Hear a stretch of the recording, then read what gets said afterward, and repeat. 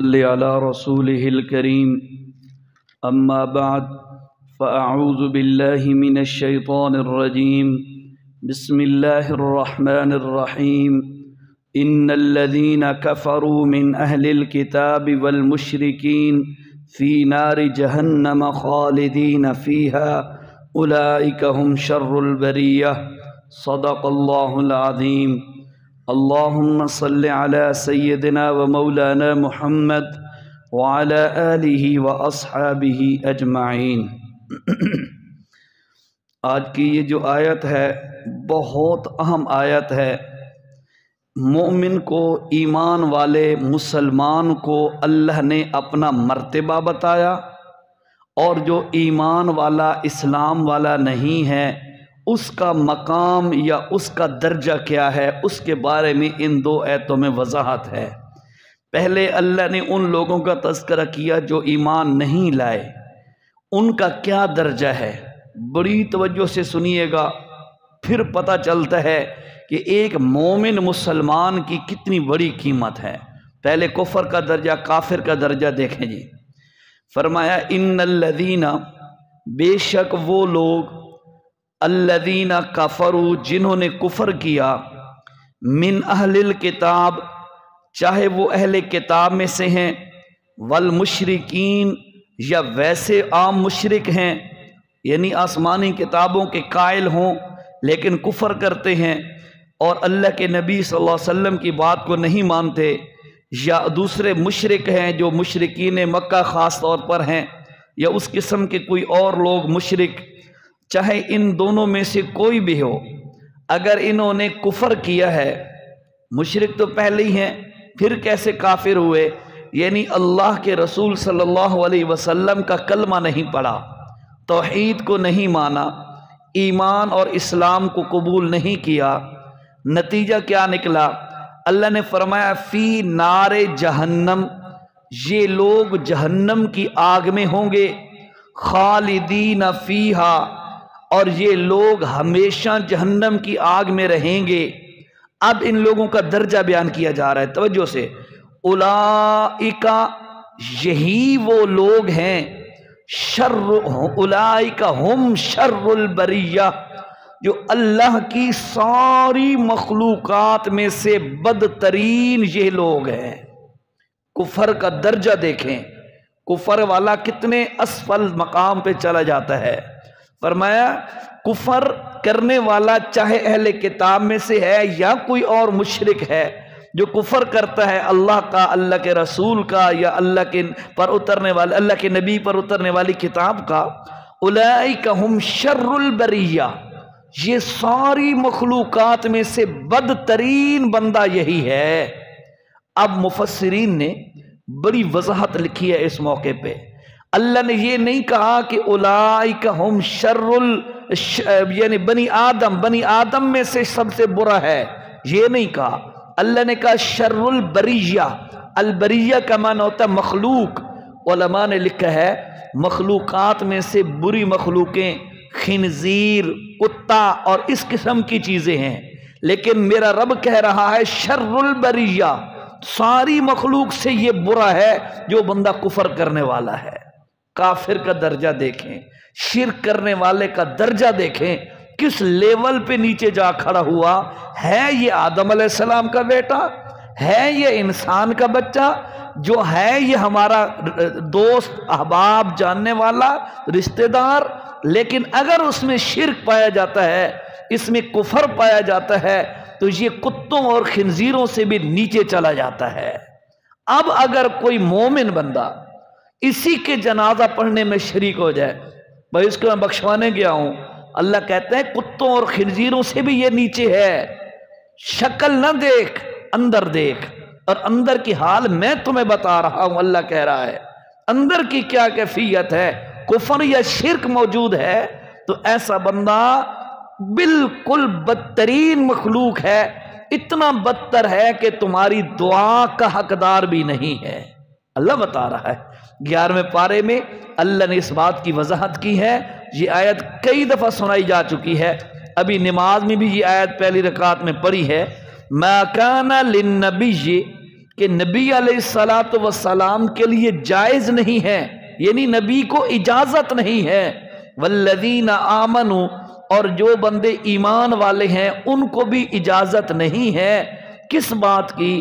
ان یستغفروا للمشرکین، کہ وہ مشرکوں کے لیے بخشش کی دعا مانگیں، ولو کانوا، اگر وہ بندے ہیں اولی قربا، جتنے بھی قریبی رشتہ دار، فرمایا ان لوگوں کے لیے بخشش کی دعا نہ مانگے۔ یہ میری بات نہیں ہے، آیت نمبر ہے 113، سورت کا نام ہے سورت توبہ، سورت توبہ آیت نمبر 113۔ میرا اللہ بتا رہا ہے جو بندہ شرک پر مر گیا، شرک کی حالت میں مر گیا، ایسے بندے کے لیے جا کر جنازہ پڑھنا، فیتہ دیونا، جس طرح ہم جا کے کہتے ہیں فیتہ پڑھو جی، دعا پڑھو جی، فاتحہ پڑھو جی، یہ اس قسم کے الفاظ ہوتے ہیں، ہاں اللہ جلے، اللہ ایمان بخشے، یہ اس قسم کے جملے کہنا بالکل شرعاً ناجائز ہیں۔ اب آپ کے ذہن میں سوال آئے گا پھر ہم اس کی تعزیت پہ جائیں یا نہ جائیں؟ اگلا سوال یہ آئے گا تو بھائی تعزیت پہ جائیں، تعزیت پہ جانا کوئی منع نہیں ہے، لیکن تعزیت پہ جا کر ایسے الفاظ کا چناؤ کرے، اے نہیں بھائی رسمی جملے ہر وقت بندہ کہتا رہے زندگی گزار دے، ہر وقت بندے کو دماغ حاضر رکھنا چاہیے، اور اس وقت انسان کو سوچ سمجھ کے بولنا چاہیے کہ میں اس وقت کس کی تعزیت کر رہا ہوں، کس بندے کے لیے تعزیت کے لیے بیٹھا ہوں، مجھے کیا جملے کہنے چاہیے۔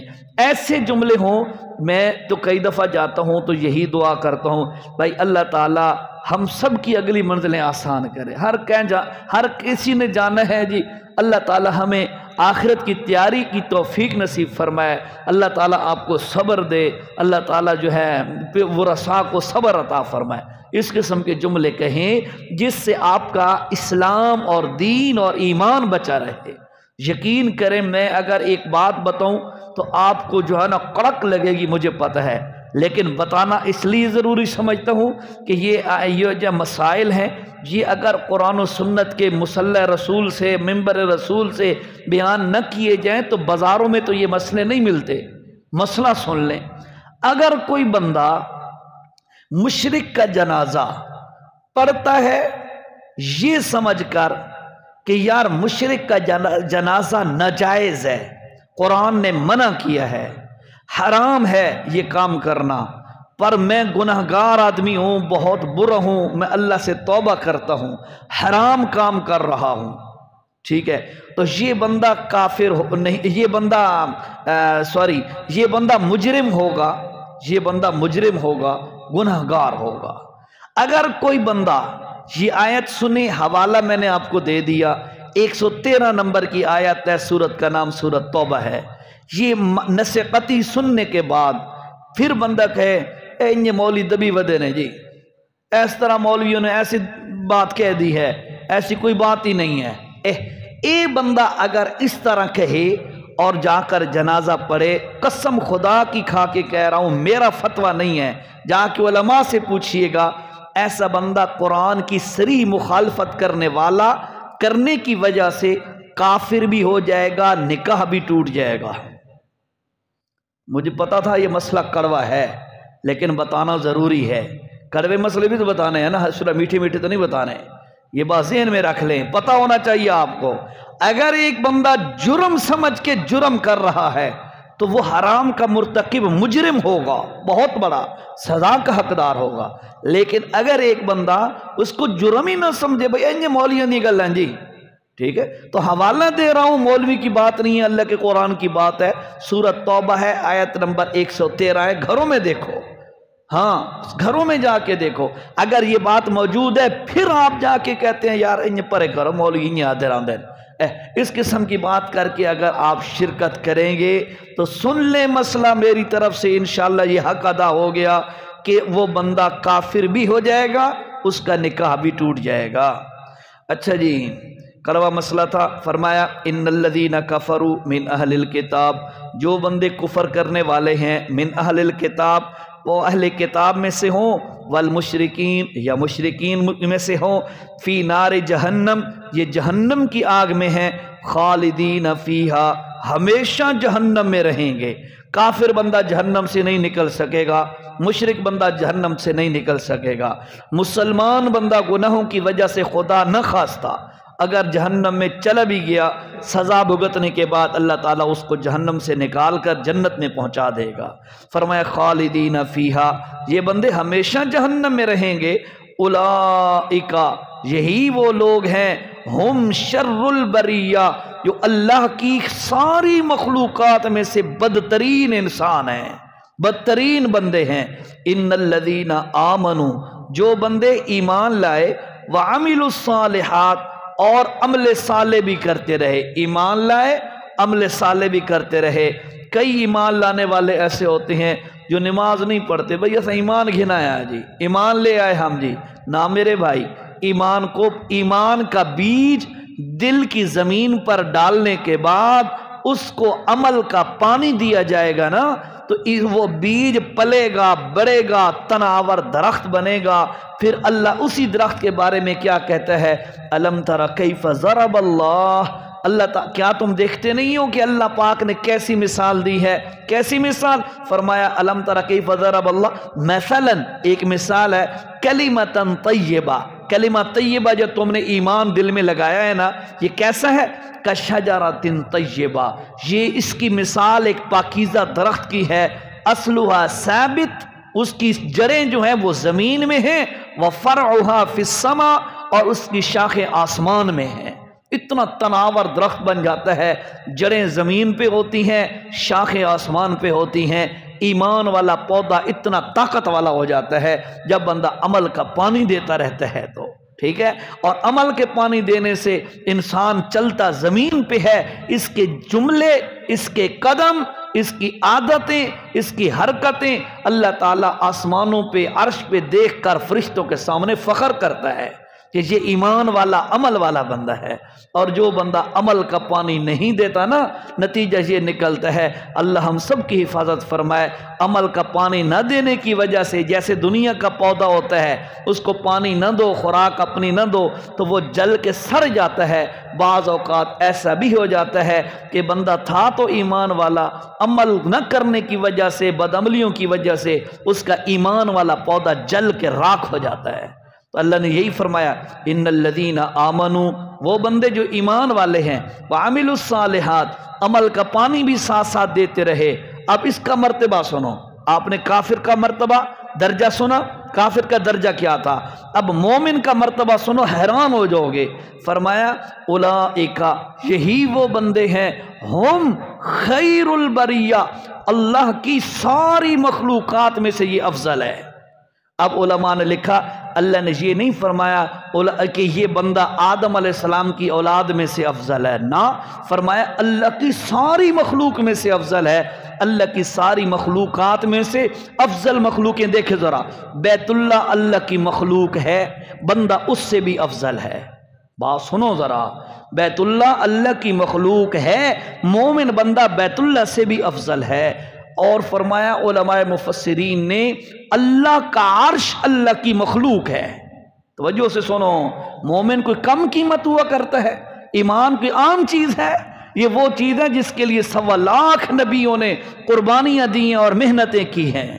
فرمایا کہ اولئک ہم خیر البریہ، یہ ساری مخلوقات میں سے بہترین شخص ہے۔ تو اللہ کی ساری مخلوقات میں سے بہتر مخلوقات بیت اللہ شریف ہے، اللہ کا عرش ہے، فرشتے ہیں، جبرائیل، اللہ اکبر، کتنی شان والے فرشتے، مخلوقات۔